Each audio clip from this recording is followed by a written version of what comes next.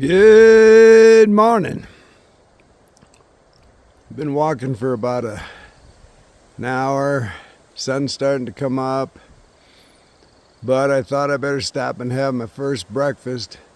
A couple of Thru waffles in my instant breakfast. Nice cool morning to hike though, but it's all climbing so far. So this is July 29th.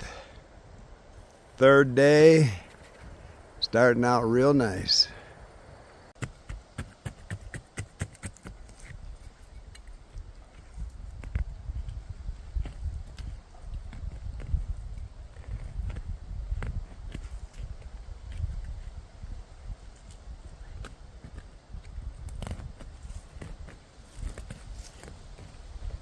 So I don't know if it's because my colon's hooked to my brain or what, but I do my best thinking in the morning in the squat position. And when you think about it, since the dawn of mankind, we've all been squatting. It wasn't until just a blink in time ago that the toilet was invented. Must have been a Frenchman, the toilette, probably a Mr. Plumber. But at that point, there was a huge movement, no pun intended, for people to get seats that sit up like a chair, really like you might have called it a throne. And I think that's why it was so popular, because in those days, really the only people that had thrones were like Elizabeth II or George the 1st, 2nd, 3rd, 4th, 5th, 6th, 7th, or Henry the 8th. And so now every commoner could have a throne and be king of his castle or queen for a day. But is that healthy? I mean, the most overprescribed procedure, medical procedure today is a colonoscopy. I've never had one because I've always thought it was kind of a pain in the ass. You know, if people want to know if I'm full of crap, all they have to do is watch my YouTube channel. And then it'd be kind of embarrassing if my wife was right and they did find my head up there. So think about it. We've been squatting for centuries, and when we started sitting on a throne, our bodily functions and organs didn't know how to deal with it. And we started getting traffic jams. So I think everybody should practice at home squatting. You think you come out here and dig a cat hole and it's just that easy? Well, it's not. It takes some target practice. So go out in the backyard. Listen up, I said backyard, not front yard. And practice before you get out here. So I'm not saying don't get a colonoscopy. I'm just saying I'm not getting one. And do I have a toilet? Yeah, I have a throne. But I live half my life outside, so I squat more than most people, and so far I haven't had a problem. Knock on wood. That's just my backpacker's random thought for the day. Keep smiling.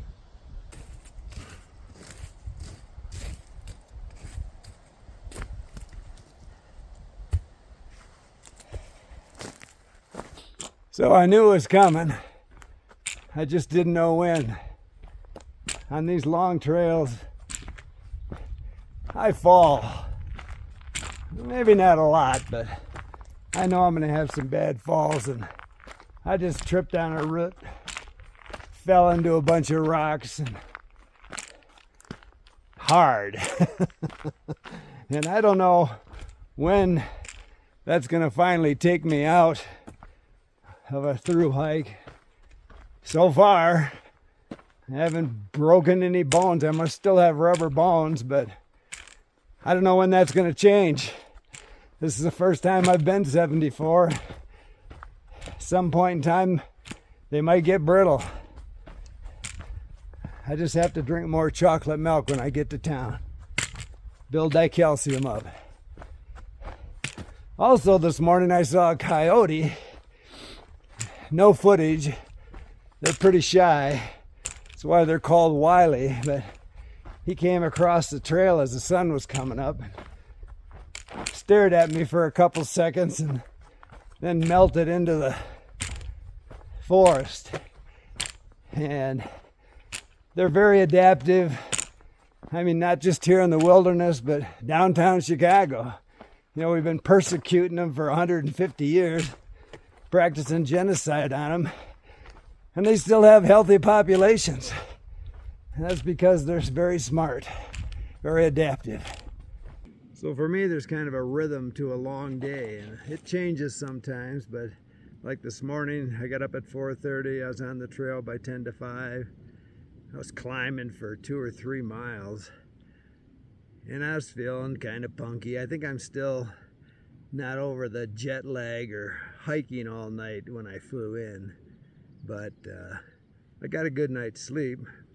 So I would stop the first mile, sit down, have my stroopwafel and my instant breakfast, and then I'd climb another mile, sit down again. I had a Cliff Bar, finished off my breakfast, and then as the sun came up, I leveled off, and I had that octane from eating probably, and I really felt good, and trail flattened right out.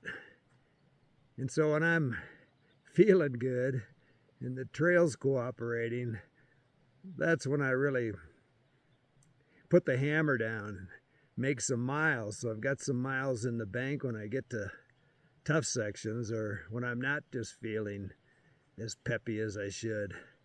And during the day, if you kind of work those cycles, take advantage of the good times, you get your miles in. I got 25 in yesterday, but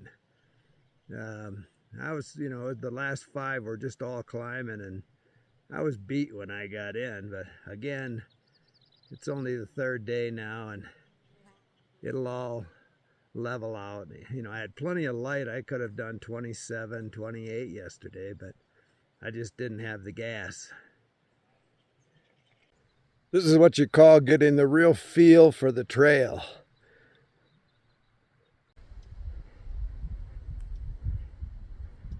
Good morning. How are you? You got a nice place here, a nice big field full of flowers and grasses. And I have to tell you though, not too far back there I saw a coyote. Just saying.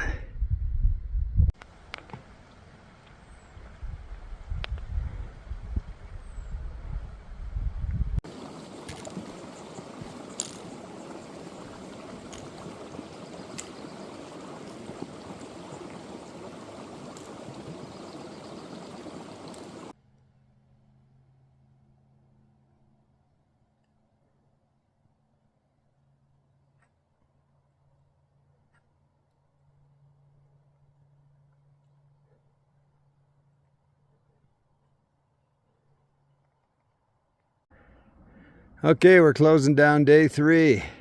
I'm at mile 72, Kenosha Pass. Just 50 yards through the woods here is a campground. About $24 a night, but here it's free. So, beautiful campsite. Exactly 72 miles. Keep smiling.